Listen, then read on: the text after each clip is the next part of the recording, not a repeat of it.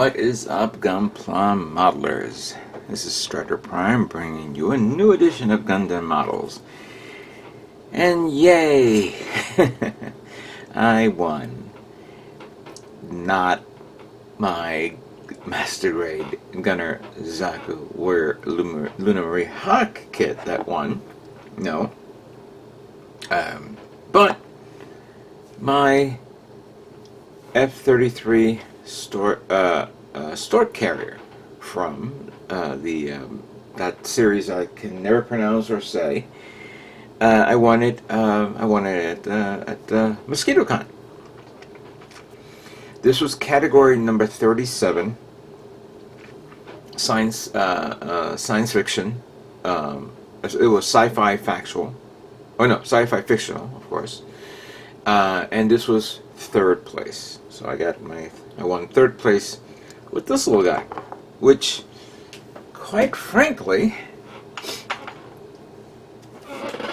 wasn't expecting, because I said, no, I'm gonna do the best I can with this kit, and I did. And at like the 11th hour, as I'm finishing up the what do you call it, the Zaku Warrior, I said, let me put something on this guy, because I didn't put no decals yet.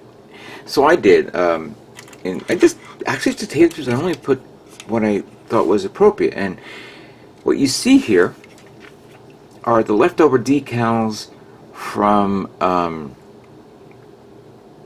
Zaku Warrior that I ordered. Because when I was building that Zaku Warrior and I put those option parts on it, there were areas that the decals had to be put on, and since I had leftover and they were extra, I said, you know what, I'm going to put it on this guy. I wish I had enough for it, but I put like some there, as you can see, here at the wingtips, at the double stabilizers. Nothing down here below, but I did put these. Now these two right here, these are Child of Mecha decals, which still serves a greater purpose. Maybe we'll see more Child of Mecha decals coming soon. But I just put very light, and at that point, well, hang on a second. I'm trying to make sure that the other kit was done, and I was like saying to myself, do I really want to bring this kit? I was going to bring the Zaku 1 sniper team, but I didn't finish it up. I said to myself, no, I'm not doing that. Alex, I was going to do some decal, but so much time was put on finishing up. You know, a lot of time was put on finishing up the Zaku 2. Trying to get it right and perfect. And I did so, you know, as best as I could. And even though the results were great and it didn't win, I'm still proud of what I just did, what the achievements that I was able to do with that guy. It was you know, obviously when you put a lot of love in a kit and a lot of work, you know, sometimes it works, sometimes it doesn't. It may have not won Mosquito Con, but it did win the praises of my subscribers and people who went to see it and enjoyed it and liked it, and they appreciate it. And you know, I got some very good compliments, and that's all that matters. I got into this hobby to build and have fun. I did not get into this hobby to be the winner all the time, you know? Sometimes there are winners, sometimes there are losers. And even though winning this was a bit of a surprise, it's that weird feeling, like if you're a fisherman, you know, you go out to get the big catch, right? That big fish that you want, and then you cast your line, and every now and then you don't get it, but you get that little fish, and you know, I got a small fish, okay, and then you get that fish that's like right in the middle, not too small, but not too big either, and that's kind of considered a second place, you could say. But this is not a second place kit. This was a third place kit. But that feeling that you get, I go, you know what? I'll take that. I like it. Thank you. Thank you very much. And I'd like to give a shout out, of course, to my sponsors, which is my affiliated sponsors, which is Hobbylink Japan. They were the ones that I got this kit at their site. I was always a big fan of utilitarian science fiction vehicles. You know, there's not enough out there. There should be. You know, I'm actually thinking of considering getting the Galleon from Space Crusher Joe. A new one that's been announced. I know there's two versions of it. There's one that's normal, and then there's one that has that little robot on it. But yeah, the Stork Carrier, I got this at the Hobbylink Japan, and I highly tell you guys to get it. It is a great build. It is simple.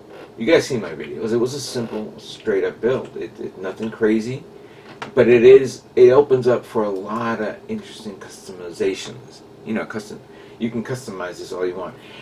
It's still in stock at Hobbylink Japan. I am putting the link back onto this video so you guys can click on it and, you know, get it. It's a great build. It's only $22. You know, 23. You know, obviously with shipping. But if you put it in your warehouse and you have other stuff that you want to bring over, put this in. You won't be disappointed. So click on the link below, and I appreciate it. But yeah, I'm glad that this guy won. And hats off to everyone else who won at the Mosquito Con. It was a great turnout. Very great. Very cold, of course, but I'm glad that they decided to keep the event. Also, I remember last year when we had we went in, I think at the end of May, or was it the end of June? I don't remember. And it was obviously the summertime, so we didn't have to deal with the cold weather that we're all dealing with right now. Spring is not over yet. And then they decided to keep the line.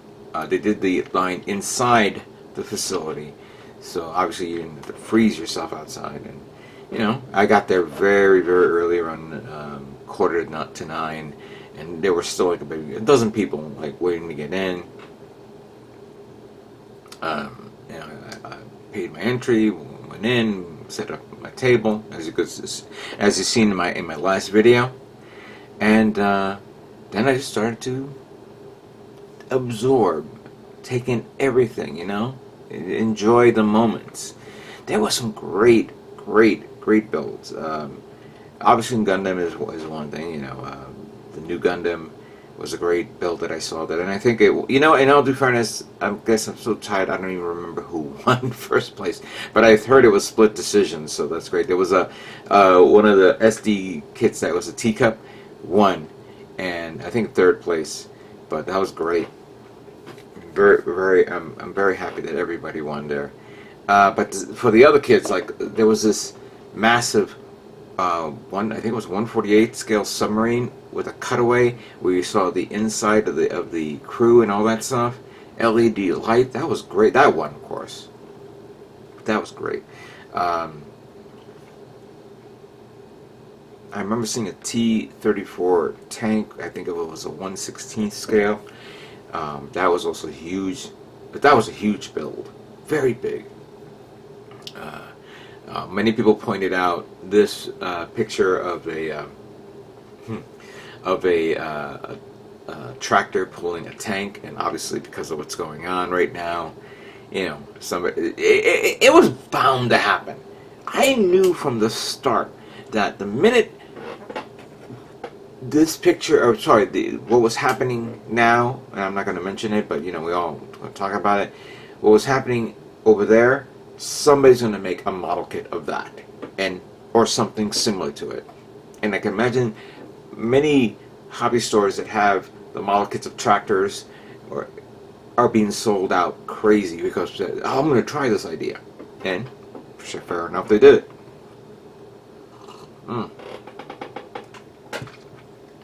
I love this Godzilla picture that I took when I saw that, and I said, ooh, that MSK Godzilla. Ooh, beautiful. That's a beautiful one.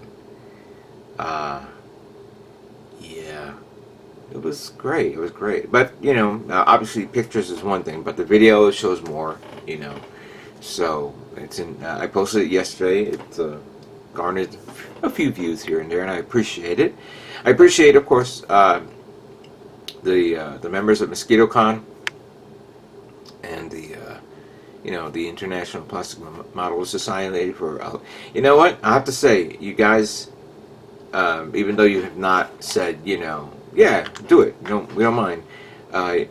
Thank you for the many years of allowing me to record at your show, and showing off the great hobby works that everybody has put into, because everybody put their hearts and souls in their builds, and it's evident right there in that show. The young, even the juniors, I'm a bit surprised that, and there was only 3 entries for juniors, 3, and I wish there were more. I wish there were more kids out there discovering model building as a whole. There should be more kids building kits.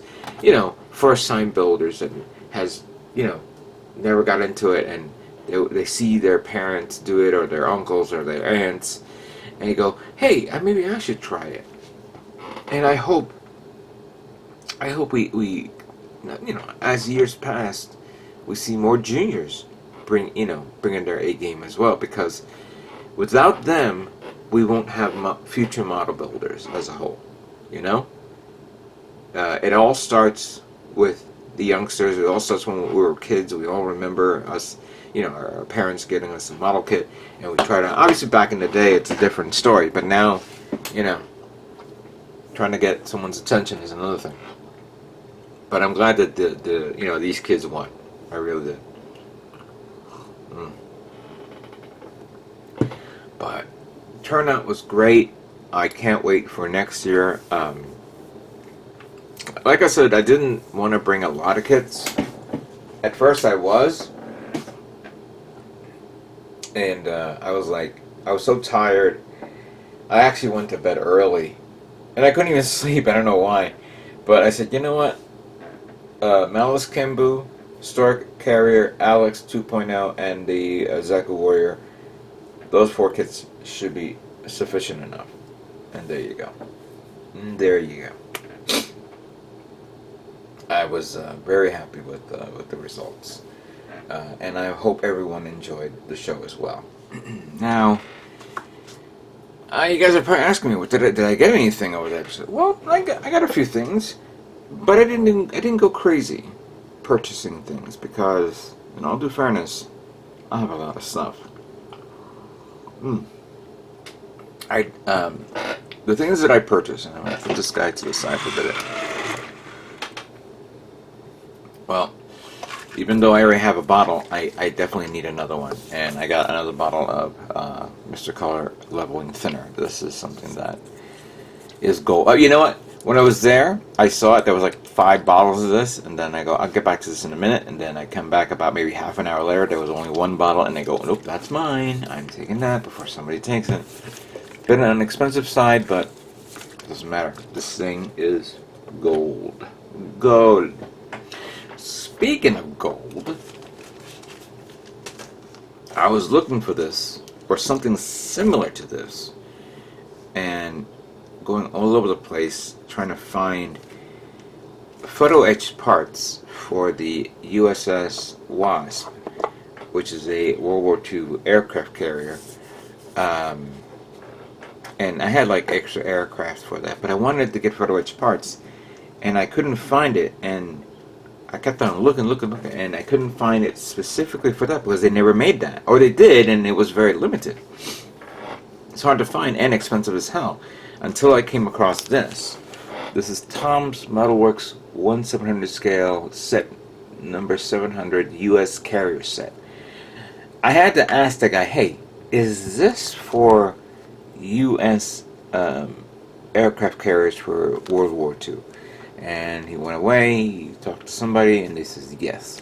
So yes, I got this for my aircraft carrier set, which I'm definitely going to start working on for next year's build, because I want to build a ship build kit. I actually had a ship being built and I put it away because I didn't have time to continue with it, and I'll build it later on. But yeah, I got this. This is something that I really wanted to get for this.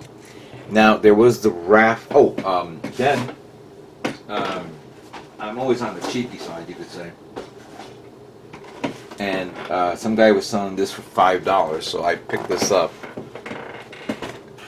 The SU-27 Flanker B by Testers. Testers is okay brand. I honestly don't remember that much about the kit in regard. I mean, not the kit, but the brand itself. I don't even remember if I ever built any Tester builds. The only problem is though that this comes with missing parts, and I'm gonna open it up. It has its manual. That's good. And here is the kit as a whole. I turned around and I see some parts missing here. So we have the parts that are here. Don't know if there was anything there. What if the manual has a guide? Wait a second. Because usually it'll have like a...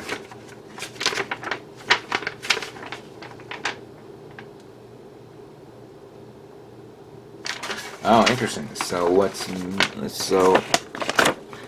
missing is the what do you call it?